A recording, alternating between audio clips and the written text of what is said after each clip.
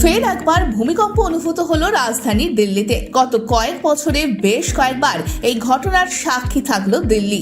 সোমবার জাতীয় রাজধানী অঞ্চলে শক্তিশালী ভূমিকম্প অনুভূত হয়েছে। জাতীয় ভূকম্পন কেন্দ্রের তথ্য অনুযায়ী রাজধানী দিল্লিতে মাত্র 5 কিলোমিটার গভীরে ভূমিকম্পের কেন্দ্র। ভূমিকম্পের কেন্দ্রস্থল ছিল দিল্লি, তবে এর কম্পন আশেপাশের শহর নয়ডা ও গাজিয়াবাদও অনুভূত হয়। অনেকেই জানান, কম্পনের তীব্রতায় তারা ঘুম থেকে জেগে ওঠেন এবং আতঙ্ক ছড়িয়ে পড়ে মুহূর্তে।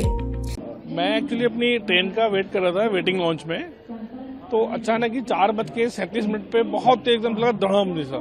काफी लोग जितने भी हमारे लोग वेटिंग लॉन्च में थे सब भागने लगे बाहर की तरफ।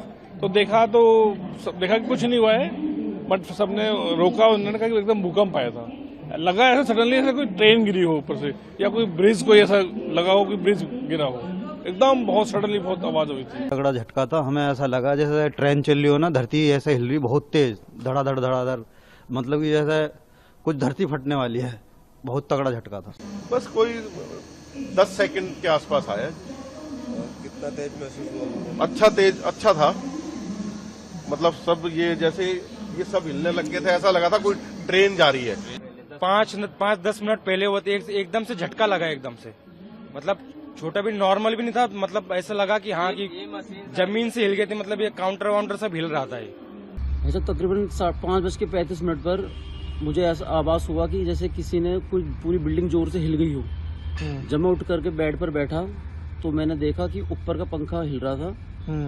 और मुझे फिर मैं कमरे से बाहर आया। मैंने देखा कि झूमर जो बाहर वाला हॉल वाला झूमर था वो हिल रहा था। मुझे ऐसा लगा जैसे कि क्या नाम है, भूकंप आया हो। मैं तुरंत उठा, अपने बीवी बच्चों को लेकर के, मम्मी पापा को लेकर के घर के बाहर आया। দিল্লি এবং আশেপাশের অঞ্চলে ভূমিকম্প নতুন কিছু নয়। ভূতাত্ত্বিক বিশেষজ্ঞদের মতে দিল্লি ভূমিকম্প প্রবণ অঞ্চল 4 ক্যাটাগরিতে অবস্থিত, যা উচ্চ ভূমিকম্প প্রবণতা নির্দেশ করে। এর কারণ হলো দিল্লি হরিদ্বার রিজ এবং দিল্লি মুরাদাবাদ ফল্ট লাইনের মতো প্রধান ভূতাত্ত্বিক কাঠামো, যা ভূমিকম্পের জন্য দায়ী। গত মাসেও দিল্লি এনসিআরে কম্পন অনুভব হয়েছিল, যার উৎপত্তিস্থল ছিল নেপালের কাঠমান্ডুতে, যেখানে 7.1 মাত্রার ভূমিকম্প হয়েছিল। বিশেষজ্ঞদের মতে দিল্লিতে সাধারণত 5 থেকে 6 মাত্রার ভূমিকম্প হয়ে থাকে, তবে 7 থেকে 8 মাত্রার ভূমিকম্প মাঝে মধ্যে ঘটতে পারে। यहाँ पर छोटा छोटा अर्थक्वेक होता रहता है, तो आप लोग इसको नोटिस नहीं किए हैं, लेकिन ये अर्थक्वेक जो है आपका 4 पॉइंट जो अर्थक्वेक हुआ है वो धौला कुआं में हुआ है, जो आपका जो झील पार्क है। और 2007 में 4.6 मैग्नीट्यूड का अर्थक्वेक वहां पर हुआ था। तो इसलिए ये बहुत से अर्थक्वेक 420 अर्थक्वेक 1990 से उस जोन में हो रहा है। और इसलिए इसे कोई नई, इसमें कोई घबराने का नहीं है। ये सेस्मोजेनिक जोन है वहाँ। तो ये क्या प्लेट की कोलिजन थी? और नो कोई प्लेट का नहीं। प्लेट कोलिजन जो है वो हिमालयन के बेल्ट में यहाँ से 300 से 400 किलोमीटर दूर है। कोई जो वोल्केनिज्म नहीं है, कोई प्लेट सबडक्शन नहीं है, प्लेट कोलिजन नहीं है। इन सिटू मटेरियल हेट्रोजेनिटी से हुआ, जैसे कि सब सरफेस जहाँ पर रॉक मटेरियल है उसमें कोई वीक हेट्रोजेनिटी, जैसे कि पानी हुआ या फ्लूइड हुआ, उसे यदि करके कोरोड करता है तो रॉक वीक होकर टूट जाता है। तो ये टूटना लाजमी था। 4 पर टूट गया तो अच्छा है, क्योंकि 4.6 तक टूटा है वो reason.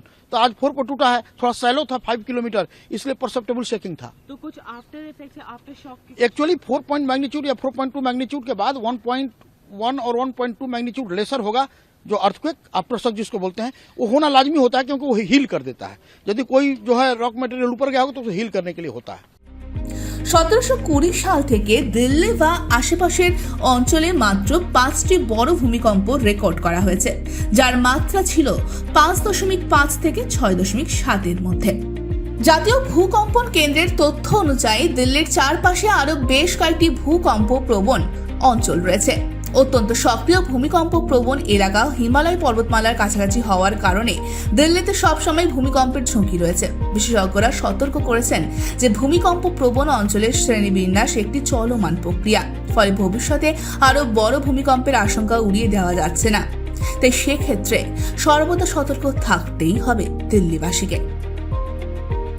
ফিউরো report, one India Bangla.